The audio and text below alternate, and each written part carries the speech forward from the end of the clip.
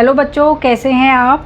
हम जो इस समय पढ़ रहे हैं वो आपकी NCERT class 12 chapter 5 principles of inheritance and variation, ये उस सीरीज़ में आपका 3rd लेक्चर है। और इससे पहले कि जो आप वीडियो जाके प्लेलिस्ट के थ्रू देख सकते हैं, इसी चैप्टर के नाम से वो प्लेलिस्ट है। अब तक हमने जो पढ़ा था, मेंडल ने क्या क्या एक्सपेरिमेंट किए थे और उसके बेसिस पे उन्होंने कौन से लॉज ऑफ इनहेरिटेंस दिए हैं, और फिर हमने इनकम्प्लीट डोमिनेंस और को डोमिनेंस भी कवर कर लिया था। इस वीडियो में हम देखेंगे 2 जीन्स के इनहेरिटेंस में क्या क्या फैक्टर्स गवर्न करते हैं। Then what is law of independent assortment देखेंगे। इसके बाद हम देखेंगे क्रोमोसोमल थ्योरी ऑफ इनहेरिटेंस क्या है। मेंडल ने जो आपको 1865 में जो लॉज दिए थे वो एक्सेप्ट नहीं हुए थे, फिर वो कैसे दोबारा से प्रूव हुए, that is called the chromosomal theory of inheritance. And इसके बाद हम देखेंगे लिंकेज एंड रिकॉम्बिनेशन को। ठीक, ये वाला पार्ट हम आपका इस वीडियो में कवर करेंगे। तो आइए स्टार्ट करते हैं। सबसे पहले इनहेरिटेंस ऑफ 2 जीन्स। मेंडल ने जो हमने देखा था कि जो ट्रू ब्रीडिंग लाइंस थी 7 कैरेक्टरिस्टिक्स की, उसको उन्होंने क्रॉस ब्रीड किया था, F1 F2 प्रोजेनी निकाली थी, फिर टेस्ट क्रॉस किया था, वो भी हमने पढ़ा था। अब जो वो सिंगल ट्रेट का था, मोनो हाइब्रिड क्रॉस जिसे हम कहेंगे। अब जो है ये डाई हाइब्रिड क्रॉस क्या होता है, मतलब कि हम ऐसे 2 प्लांट को क्रॉस करेंगे जिनमें 2 कैरेक्टरिस्टिक डिफरेंट हैं, है ना। जैसे हमारे पास उन्होंने जो एक एग्जाम्पल इसमें जो दे रखा है आपकी किताब में, हुए तो बहुत सारे थे जो आप याद रखेंगे। Round body and yellow seeds, और दूसरा जो था वो था रिंकल्ड एंड ग्रीन सीड्स। ठीक, इसका मतलब कि जो आपके ट्रू ब्रीडिंग लाइन थी, देवर हैविंग जो आपके पी के जो सीड्स बनते थे, they were of round body and yellow colour. और जो दूसरा वैरायटी था उसमें सेम ट्रेट में अलग जो आपका अपीयरेंस था, जैसे रिंकल्ड एंड ग्रीन सीड्स। तो जब उन्होंने इनको क्रॉस किया तो F1 और F2 में क्या क्या पाया, जिसके हिसाब से हम कह सकते हैं कि which one is dominant over the other. तो हम एक एग्जांपल लेते हैं। राउंड बॉडी के लिए हम लिखेंगे R, रिंकल्ड के लिए लिखेंगे हम स्मॉल r, और स्मॉल r।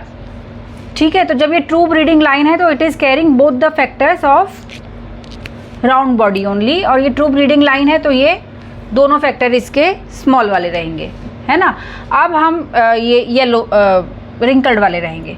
येलो बॉडी के लिए हम लिखेंगे Y कैपिटल बोथ। अब ये हमने इनको क्यों कैपिटल माना है, डोमिनेंट एक तरीके से, वो अब आपको F1 में पता चल जाएगा।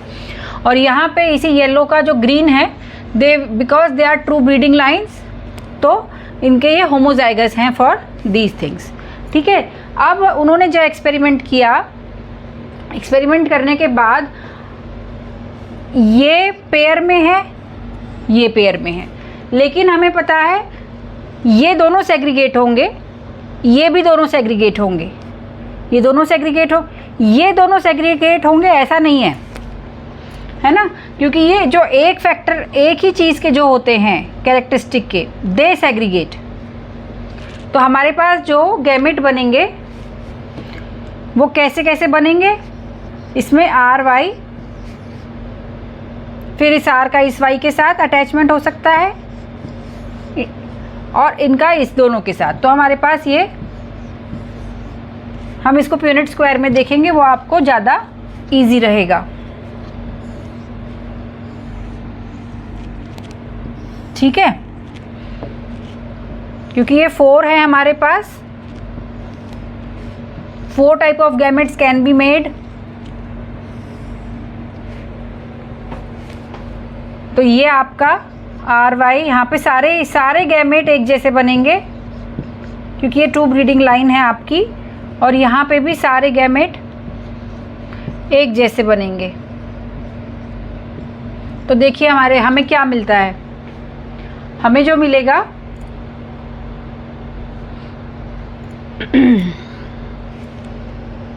सबसे पहले जो हमें मिलेगा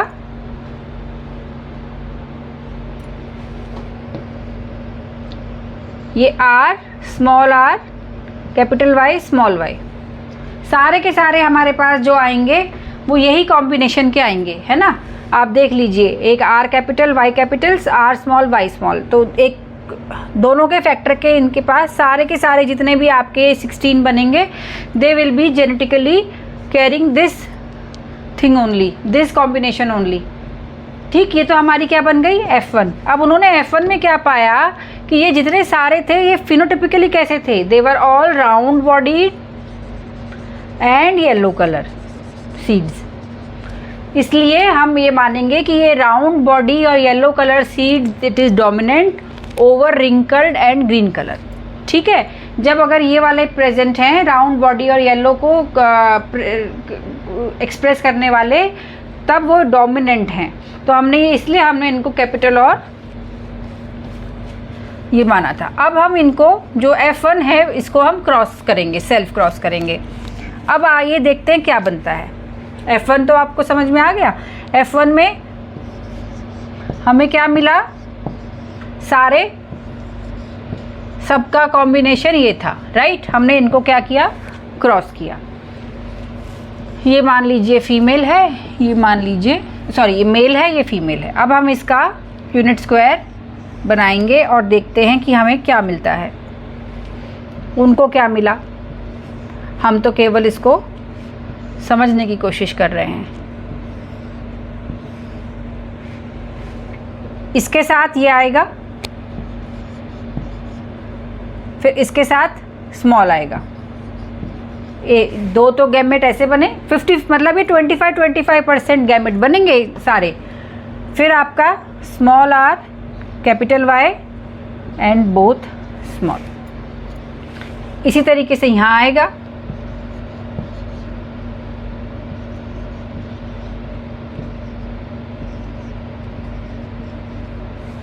ठीक है। अब इनके देखते हैं कि जो हमारा रैंडम गैमेट फॉर्मेशन हो गया और रैंडम, अब जब इनकी क्रॉस हो मतलब कॉम्बिनेशन बनेगा तो क्या बनेगा। यहाँ पे this is round body yellow coloured, right, क्योंकि दोनों आपके आ गए हैं। अब इस कंडीशन में क्या आएगा, दिस इज राउंड बॉडी, दोनों R कैपिटल है, एक Y कैपिटल आ गया, तो this is round body and yellow colour also. अब अगला क्या आएगा, ये भी आपका राउंड बॉडी और येलो कलर आएगा। इसमें भी आपका राउंड बॉडी और येलो कलर आएगा, है ना। अब आइए इसमें देखते हैं, दोनों R कैपिटल यानी राउंड बॉडी येलो कलर। अब देखिए इसमें राउंड बॉडी होगा बट कलर क्या होगा, ग्रीन, क्योंकि इसमें ये दोनों रिसेसिव हैं। This is different from F1। अब आओ इसमें राउंड बॉडी आएगा, येलो कलर आएगा। अब आ जाइए इसमें भी राउंड बॉडी आएगा, लेकिन क्या आएगा, येलो कलर आएगा, round body sorry green colour. तो this is different, this one is different, round body and green colour. अब आ जाओ इसमें round body and yellow colour आएगा, इसमें round body and yellow colour, इसमें आएगा रिंकल्ड, ठीक है, but yellow coloured, wrinkled but yellow coloured, और इसमें रिंकल्ड बट येलो कलर्ड, ठीक है। इसमें क्या आ गया, रिंकल्ड एंड येलो कलर। अब इसमें राउंड बॉडी आएगा, येलो कलर आएगा, इसमें राउंड बॉडी ग्रीन कलर आएगा, round body but green colour. इसमें रिंकल्ड बॉडी आएगा बट येलो कलर, और इसमें क्या आएगा, रिंकल्ड एंड ग्रीन कलर। तो हमने इसमें ये देखा कि रिंकल्ड और ग्रीन कलर कितना आया, 1। रिंकल्ड जो फर्स्ट पेरेंट जैसा था, रिंकल्ड एंड ग्रीन कलर कितना आया, 1। 16, ये कितने हैं 16 में से जो हम ये देख रहे हैं। और रिंकल्ड एंड येलो, ये रिंकल्ड है, ये रिंकल्ड है, और कहाँ है, ये रिंकल्ड है। रिंकल्ड और येलो कितने आए, 3 आए, ठीक है। ग्रीन ग्रीन ग्रीन और round body, green and round body कितने आए, ये भी 3 आए। और बाकी जो 9 हैं they are like round body and yellow, they are all round and yellow, ये कितने आए 9। तो जो हमें F2 में मोनो हाइब्रिड में 3:1 मिलता था वो हमारा यहाँ पे 9:3:1 आ गया है ना। This is by this explanation. हमने इसमें क्या देखा कि they are all segregating independent of each other. This is very important, क्योंकि आगे हम ये भी देखेंगे कि कुछ फैक्टर्स ऐसे हैं या जीन्स ऐसी हैं जो कि they do not segregate independent of each other. So इसमें इनहेरिटेंस ऑफ 2 जीन्स में मेंडल ने क्या प्रूव किया कि they were segregating independent of each other. So this is a independent assortment, law of independent assortment है ना। ये एक दूसरे से जो ये हमारे जो फैक्टर्स जा रहे हैं अलग अलग कैरेक्टरिस्टिक के, they are going independent of each other. इनका रैंडम कॉम्बिनेशन बन रहा है किस तरीके से हमने अभी देखा था, and it is occurring independent of each other. वो चारों के कॉम्बिनेशन बन जाएंगे। तो this is law of independent assortment. वो एक दूसरे के साथ जहाँ पे रेड राउंड गया है वहीं पे येलो जाएगा ऐसा नहीं देखा है ना। राउंड अलग हो रहा है, येलो उसके साथ प्रोबेबिलिटी अलग बन रही है। तो वो जो जीन्स आपके फैक्टर का जो असॉर्टमेंट है, जो सेग्रीगेशन हो रहा है, वो that is independent of each other. अब आते हैं what is chromosomal theory of inheritance. Chromosomal theory of inheritance जो है, सबसे मज़े की बात यह है कि मेंडल ने अपने जो ये लॉ ऑफ इनहेरिटेंस बताए थे वो 1865 में उन्होंने पब्लिश कर दिए थे, ठीक है। लेकिन किसी ने उस समय ये माने नहीं, है ना। फिर क्या हुआ, फिर यही लॉज जो थे ये 3 अलग अलग साइंटिस्ट ने अपने अलग अलग जब ऑब्जर्वेशन में इन्हीं को फिर से बताया, तब जाके लोगों को विश्वास हुआ। फिर उसमें कुछ आपके तब तक और एडवांसेस साइंस में हो गए थे, तो इनको प्रूव करने का भी उनको तरीका मिल गया था। क्योंकि मेंडल का क्या था उस समय, क्यों ये आपके एक्सेप्ट नहीं हुए, एक तो जितना इस समय आपका कम्युनिकेशन है, उस समय लैक ऑफ कम्युनिकेशन था, तो एक जगह से दूसरी जगह चीज़ों का पब्लिश होना या लोगों को पता चलना इतना आसान नहीं था। दूसरा क्या था कि मेंडल ने जो ये बताए थे कि जैसे टॉल ट्री है तो वो टॉल, और जो ड्वार्फ है तो उसको ड्वार्फ का फैक्टर आगे फॉलो कर रहा है। लेकिन बायोलॉजिस्ट ने उनके ये इंडिपेंडेंट फैक्टर और डोमिनेंस और नॉन मिक्सिंग को एक्सेप्ट नहीं किया था, क्योंकि वो इसमें देख रहे थे नेचर में कि there is a lot of variation. जैसे ह्यूमन में हाइट है तो ऐसा नहीं है कि या तो लंबे ही होंगे या छोटे ही होंगे, मीडियम भी होते हैं। जैसे स्किन कलर है, हेयर कलर है, या एनिमल्स में अब जैसे हमने देखा था स्नैपड्रैगन के एग्जांपल में कि रेड और वाइट को क्रॉस किया तो पिंक कलर के निकल के आ गए। तो इस तरीके से जब ये सब वेरिएशन थी तो बहुत सारे बायोलॉजिस्ट ने इस पे ऑब्जेक्ट किया, because Mendel was not able to prove anything technically. He proposed all this on the observation and by applying the mathematics. और तीसरा यही कि उन्होंने मैथमेटिकल फार्मूलेज को अप्लाई किया था, जो ऑब्जर्वेशन जो एक तरीके से जो स्टैटिस्टिक्स निकली थी उसको जब उन्होंने अप्लाई किया तो वो चीज़ एक्सेप्टेबल बायोलॉजिस्ट को उस समय नहीं थी, और इसलिए उन्होंने ये मेंडल थ्योरी ऑफ इनहेरिटेंस को, प्रिंसिपल्स ऑफ इनहेरिटेंस को उस समय नकार दिया गया। फिर हुआ क्या, इन अराउंड 19 3 डिफरेंट साइंटिस्ट डिवराइस, कॉरेन और वॉन सरमार्क, इन्होंने इंडिपेंडेंटली अलग अलग, एक दूसरे के साथ नहीं, अलग अलग अपने 3 अलग अलग जगह जहाँ पे भी ये वर्क कर रहे थे वहाँ उन्होंने इनको फिर से यही सारे रिज़ल्ट पाए। लेकिन उस समय तक बदलाव ये आ गया था कि आपके जो माइक्रोस्कोपी और बाकी सारे चीज़ों में बहुत प्रोग्रेस हो चुकी थी। तो ये पाया गया था कि जब सेल डिवीज़न होता है न्यूक्लियस के अंदर, जो क्रोमोज़ोम होते हैं उनको क्रोमोज़ोम नाम दिया गया था, क्यों दिया गया था chromosome? Because they were stained bodies. तो क्रोमेटिन कहा गया था पहले, स्टेन्ड बॉडीज, कलर्ड बॉडीज, तो इसलिए उनको क्रोमोजोम्स कहा गया। तो क्रोमोजोम उन्होंने देखा कि वो डुप्लीकेट डबल होते हैं और डिवीजन के टाइम पे अलग अलग सेल में चले जाते हैं। तो इसलिए ये जो आपके और ये जो क्रोमोजोम जो ये डबल होते हैं और अलग अलग चले जाते हैं, they had similarity with the factors that Mendel proposed. Mendel ने भी क्या क्या कहा था कि दे आर कि ये हाफ हो जाते हैं, इसमें गैमेट फॉर्मेशन में हाफ हो जाते हैं, इंडिपेंडेंट इनका सेग्रीगेशन होता है। ये सब जो उन्होंने बताया था वो ही क्रोमोजोम में देखा गया। तो chromosome had similarity with the factors that Mendel mentioned. तो क्या 3 सिमिलरिटीज़ थी, ये भी आपको क्वेश्चन आ सकता है, और उन्हीं फैक्टर्स को आज हम जीन्स कहते हैं। तो they can ask how chromosome have similarity with the factor or how chromosome behave similarly with the genes.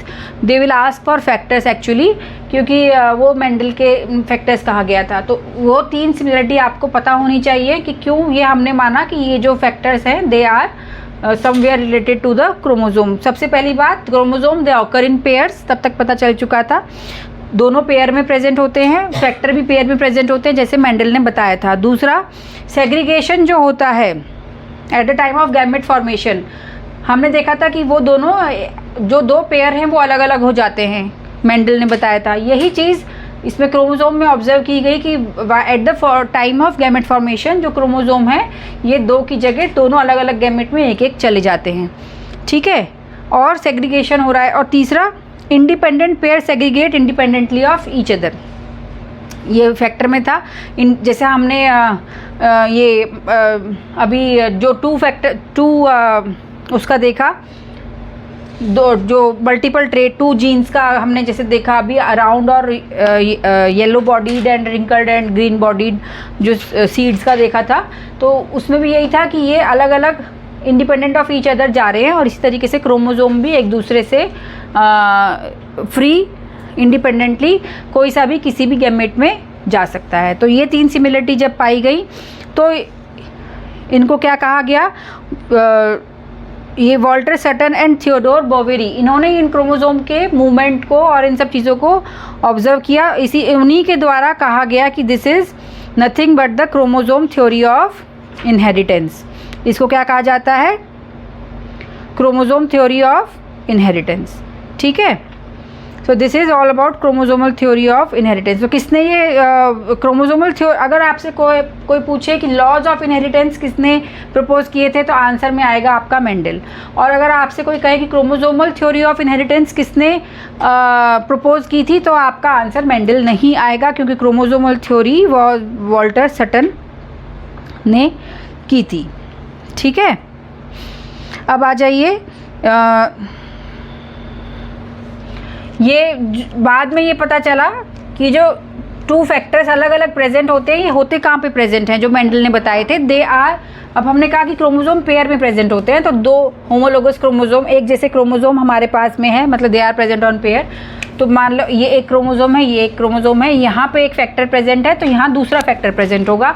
अब वो सेम भी हो सकते हैं, वो डिफरेंट भी हो सकते हैं, दोनों, है ना। तो और जब ये सेपरेट होते हैं तो इसी के साथ ये सेपरेट हो जाते हैं। ओके, अब ये आ गया आपका क्रोमोजोमल थ्योरी ऑफ इनहेरिटेंस आ गया। अब इसके बाद हम जो पढ़ेंगे कि ये जो एनाफेज होता है मियोसिस 1 का, एनाफेज ऑफ मियोसिस 1 में जो क्रोमोजोम पेयर हैं वो अलाइन हो जाते हैं अपने अलग अलग आके मेटाफेज प्लेट पे, एंड इंडिपेंडेंटली कोई सा भी कहीं चला जाएगा, लेकिन दोनों में से कौन सा पेयर कहाँ जा रहा है, ये एक क्रोमोजोम है, ये सेकंड क्रोमोजोम है, ये पेयर ये थर्ड है, तो किसी का भी कोई सा भी पार्ट जाके अलग अलग अपना हो जाता है। तो this is also explaining the जो हमने 2 कैरेक्टरिस्टिक्स का एक्सपेरिमेंट पढ़ा था, वो भी आपका इससे एक्सप्लेन हो जाता है। So Sutton united the knowledge of chromosomal segregation, जो क्रोमोजोमल सेग्रीगेशन जो ऑब्जर्व किया गया था विद मेंडेलियन प्रिंसिपल, और उसको क्या कहा गया आपका chromosomal theory of inheritance. So chromosomal theory of inheritance was proposed by Walter Sutton, ये एमसीक्यू है, but principles of inheritance were proposed by Mendel. तो ये बहुत छोटी छोटी सी बातें होती हैं जिसमें आपको अगर वो कह देंगे क्रोमोसोमल थ्योरी ऑफ इनहेरिटेंस किसने प्रपोज की थी, आंसर में दोनों नाम होंगे।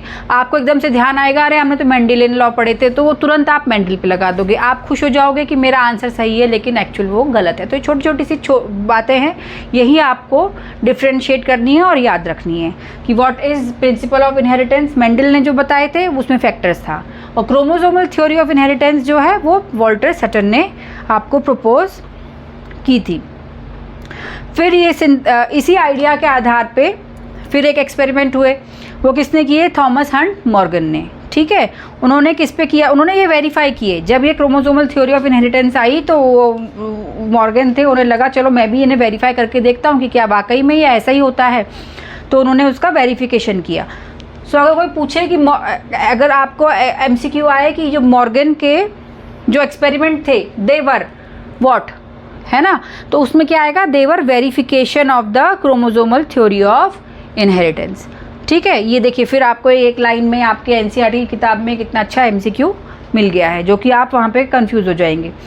या उसमें से पूछ लेंगे कि थॉमस मॉर्गन के जो एक्सपेरिमेंट्स थे उसमें से all of the following are true except, तो उसमें एक पार्ट ये होगा। ठीक, तो इस तरीके से आपको ये सारा डिटेल में पता होना चाहिए, ये बहुत इंपॉर्टेंट है। अभी जो मॉर्गन ने जो एक्सपेरिमेंट किए थे किस पे किए थे, ड्रोसोफिलिया मेलानोगास्टर पे किए थे। उसमें जो मेल होते हैं वो छोटे होते हैं, फीमेल होती हैं बड़ी, मतलब उसमें आप डिस्टिंक्ट वेरिएशन बता सकते हैं कि which is male and which is female. तो उन्होंने जो एक्सपेरिमेंट किए वो इस ड्रोसोफिलिया मेलानोगास्टर पे क्यों किए, और ये भी एक क्वेश्चन आपको शॉर्ट नोट या लॉन्ग क्वेश्चन के रूप में आ सकता है। सबसे पहली बात, जो 5 पॉइंट हैं जो ड्रोसोफिलिया मेलानोगास्टर को फेवर करते हैं इस एक्सपेरिमेंट में, उन्होंने ये इनको जो क्रोमोसोमल थ्योरी ऑफ इनहेरिटेंस को वेरीफाई किया था यूजिंग दिस इंसेक्ट ड्रोसोफिलिया मेलानोगास्टर। तो उन्होंने ड्रोसोफिलिया मेलानोगास्टर को ही क्यों चुना, ठीक है, तो 5 रीजंस कि उन्होंने इसको क्यों चुना। या ये पूछ सकते हैं कि why drosophila melanogaster was the ideal, considered ideal by this Morgan for his studies. सबसे पहली बात कि हम उनको लैब में उगा सकते थे अपने सिंथेटिक मीडियम पे, पहला हमें कहीं बाहर जाने की ज़रूरत नहीं है, we can grow them on synthetic medium in a lab. Number 2, they complete their life cycle in around 2 weeks, तो उनकी लाइफ साइकिल छोटी है, तो we can study the progenies very fast. ऐसा नहीं है कि आपको एक साइकिल को ख़त्म होने के लिए मान लो कई महीने इंतज़ार करना पड़ रहा है, फिर कई महीने, तो आपको कम टाइम लगेगा अपने इन एक्सपेरिमेंट्स को कर लेने में। तो उनकी life cycle was only around 2 weeks. फिर नंबर 3 क्या था, सिंगल मेटिंग जो है वो बहुत सारी प्रोजेनी प्रोड्यूस करती है। जैसे एनिमल जो हायर एनिमल्स हैं उसमें क्या होगा, 1 या 2 निकलेंगे, उनका फिर जो टाइम है, जेस्टेशनल टाइम है वो भी लंबा होता है, फिर उनको ग्रो बड़े होना है, बड़े होकर फिर रिप्रोड्यूस करना है, तो इट वाज नॉट आइडियल। तो इसमें क्या है कि एक ही मीटिंग में बहुत सारे प्रोजेनी बन जाते हैं, तो जितने ज़्यादा बनेंगे तो उतना हमको अच्छे से, जैसे हम प्रोबेबिलिटी जो है हम उसको जो रेशियो निकालना हमें आसान हो जाता है। We get all the combination possible in large progenies. फिर नंबर जो 4 था उसमें मेल और फीमेल को डिस्टिंग्विश करने के क्लियर कैरेक्टरिस्टिक्स थे। हमें मैक्रोस्कोपिकली ही पता चल जाता था देख के कि इनमें से मेल कौन सा है, फीमेल कौन सा है, जिनको हम इसमें उनको हेल्प हुआ कि सेक्स लिंक्ड जो कुछ कैरेक्टरिस्टिक्स थे उनको भी वो स्टडी कर पाए। और लास्ट वाज द बहुत सारे हेरिडिटरी वेरिएशंस प्रेजेंट थे उसमें। जैसे हमने देखा कि पी प्लांट में tall dwarf, round body seed, round coloured seed, yellow coloured seed, then yellow coloured seed and green coloured seed, फिर round body and wrinkled body, फिर पॉड साइज, पॉड शेप, और जो कलर ऑफ फ्लावर है, तो ये सब बहुत distinct हैं, आपको देखते ही पता चलता है। इसी तरीके से ड्रोसोफिलिया में भी बहुत सारे हेरिडिटरी वेरिएशन थे जो कि लो पावर माइक्रोस्कोप से आपको इजीली समझ में आ जाते थे। तो ये 5 रीज़न थे कि जो थॉमस मॉर्गन ने verification of chromosomal theory of inheritance को करने के लिए ड्रोसोफिलिया मेलानोगास्टर को क्यों चुना था। So this is a very potential question either in the form of short answer question or in the form of long question or also in MCQ। ठीक है, अब आ जाते हैं इस वीडियो के लास्ट टॉपिक पे, that is linkage and recombination. This is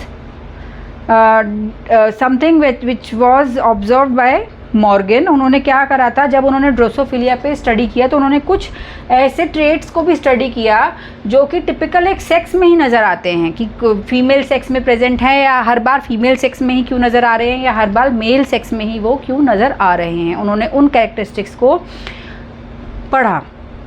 तो उसमें से जैसे उन्होंने क्या किया, yellow bodied white eyed females को क्रॉस किया brown bodied and red eyed males के साथ में। तो उनको क्या मिला, उनको ये मिला कि जो उनके ज़्यादातर जो सेक्स येलो बॉडीड और वाइट आइड फीमेल थी वो वैसी ही फीमेल में आ गई, वो उनमें चेंजेस ज़्यादा नहीं हुए, है ना। तो उसमें क्या मतलब है कि ये जो जीन जिस चीज़ से ट्रांसमिट हो रही हैं वो सेग्रीगेट नहीं हो रहे, इंडिपेंडेंटली सेग्रीगेशन नहीं हो रहा, तो कॉम्बिनेशन भी नहीं बन रहा उसी हिसाब में जो 9:3:3:1 जो हमारा दो जीन्स का जो हमने पढ़ा था अभी, राउंड बॉडी और येलो कलर्ड सीड का, और wrinkled and this green coloured seed का। तो उस तरीके से 9:3:3:1 में F2 नहीं आए। इसमें F2 में क्या रहा, F2 में जो जीन्स साथ में थी वो वैसी की वैसी आई, उनमें वो फिर से इनहेरिटेंस उस तरीके से नहीं हुआ जैसे वो 9:3:3:1 में हुआ। तो उन्होंने क्या प्रपोज किया कि कहीं ना कहीं ये जीन्स आपस में जुड़ी हुई हैं, जब एक जहाँ जाएगी दूसरी भी वहीं जाएगी, समझ रहे हैं, है ना। जब एक जाएगी तो दूसरी भी उसके साथ वहीं चली जाएगी, ये जुड़े हुए हैं, कुछ फिक्सिंग है, कुछ लिंक है। तो उन्होंने क्या टर्म प्रपोज करी, लिंकेज, कि कुछ जीन्स ऐसी होती हैं जो इंडिपेंडेंटली एक दूसरे से अलग नहीं होती हैं, तो उसको उन्होंने टर्म को प्रपोज किया लिंकेज। ये तो लिंकेज में क्या होगा, आप कैसे एक्सप्लेन करेंगे, मान लीजिए क्रोमोसोम है तो एक क्रोमोसोम पे एक ही तरीके का ट्रेट प्रेजेंट नहीं होता, एक ही तरीके का जीन प्रेजेंट नहीं है।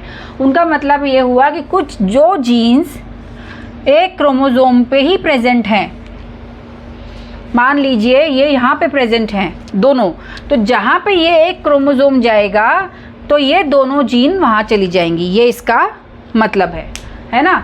तो ये genes are present on chromosome, और क्रोमोसोम अपना इंडिपेंडेंट सेग्रीगेशन कर रहे हैं। तो अगर वो एक ही जीन पे क्रोमोसोम प्रेजेंट हैं तो they will not be showing that law of inheritance which is independent segregation. That means they are linked, and why they are linked, because they are present on the same structure, एक ही structure पे present है, इसलिए जब वो अलग होगा तो इकट्ठे चले जाएंगे वो वहाँ पे। This was linkage. रिकॉम्बिनेशन का मतलब क्या था इसमें, लिंकेज एंड रिकॉम्बिनेशन। रिकॉम्बिनेशन जो अलग प्रोजेनी प्रेजेंट थी, अलग फॉर्मेशन ऑफ कैरेक्टरिस्टिक अगर था तो उसकी परसेंटेज बहुत कम थी। ये recombination was present, may be it was because of कभी कभी क्रोमोसोम बनते हैं तो वहाँ पे ब्रेक होता है और वो एक दूसरे से अलग आके अटैच हो जाते हैं, ये आप हायर क्लासेस में पढ़ेंगे। लेकिन जब ये रिकॉम्बिनेशन आपका हो रहा है तो ये इसका चांसेस कम है, काफ़ी कम है, वो 9:3:3:1 नहीं बना था। सो दिस रिकॉम्बिनेशन एक्सप्लेन्स कि किस तरीके से न्यू फीचर्स आते हैं, और ये इसका रिकॉम्बिनेशन का कितना परसेंटेज है, जितना कम परसेंटेज है प्रोजेनी में रिकॉम्बिनेशन नज़र आना, इसका मतलब वो जो जीन प्रेजेंट है क्रोमोसोम में वो इतनी नज़दीक है। अगर मान लीजिए दो छोर पे प्रेजेंट है तो यहाँ से अगर वो क्रोमोसोम ब्रेक होके दूसरे पे जाके लग रहा है, वहाँ पे दूसरा आ रहा है, तो ये आपको चांस ज़्यादा है। लेकिन ये जितना इसमें डिस्टेंस कम होगा, अगर वो मान लो यहाँ इधर प्रेजेंट है, मान लो ये क्रोमोसोम है, दोनों जीन्स यहाँ प्रेजेंट है और आपका यहाँ से हिस्सा टूट के दूसरे पे चला गया, रिकॉम्बिनेशन हो गया, तो क्या हो रहा है इसमें, ये तो दोनों साथ ही जा रही है ना, तो इसका मतलब इनमें रिकॉम्बिनेशन होने का चांस कम है। तो जिसमें रिकॉम्बिनेशन के परसेंटेज कम आता है, इसका मतलब वो जीन उतनी नज़दीक जुड़ी हुई हैं, स्थित है। और मान लीजिए एक जीन ऊपर प्रेजेंट है, एक यहाँ प्रेजेंट है, यहाँ से रिकॉम्बिनेशन हो गया तो ये दोनों अलग अलग हो जाएंगी। तो जो मॉर्गन का जो स्टूडेंट था, who was the Morgan of student, उनका नाम क्या है, एल्फ्रेड स्टुअर्ट। एल्फ्रेड, उन्होंने क्या किया, उन्होंने ये जो रिकॉम्बिनेशन हो रहे थे, जो सेक्स लिंक्ड जो जीन्स थी उनमें जो रिकॉम्बिनेशन हो रहे थे, वो कितनी प्रोबेबिलिटी थी, कितने चांसेस थे, कितने परसेंट थे, उसको स्टडी किया और उससे उन्होंने ये अंदाज़ा लगाया कि ये जीन किससे कितनी दूर है, ये जीन का डिस्टेंस इससे इतना दूर है। तो ये किसने किया था काम? ये Alfred Sturtevant and he was the student of Morgan only. उन्होंने फ्रीक्वेंसी ऑफ रिकॉम्बिनेशन को स्टडी किया between gene pairs and map their position. Mapping, map का क्या मतलब है कि बताना कि यहाँ से इसका कितना दूर है, आपने उसको प्लेस करके बताया आपके उस पर, तो मैप दे। तो जीन मैपिंग का अगर नाम आएगा तो उसके लिए किसने इनिशिएट किया था चीज़ों को? एल्फ्रेड स्टुअर्टेवेंट, इसलिए उनका नाम इम्पॉर्टेंट है। उन्होंने मैप किया the position of genes on the chromosome, और आज ये जेनेटिक मैप ही है जो कि बेसिस है किस चीज़ का? ह्यूमन जीनोमिक सीक्वेंसिंग प्रोजेक्ट का। So this was all about today's video, that is linkage up to linkage and recombination we have covered. आपको अगर कोई चीज़ समझ में नहीं आई हो आप कमेंट बॉक्स में लिखिए, हम आपको दोबारा एक्सप्लेन करेंगे, बताएंगे। कोई आपके डाउट हैं उसे ज़रूर क्लियर करेंगे और आगे के वीडियोज़ के लिए हमारे चैनल को सब्सक्राइब करना ना भूलें।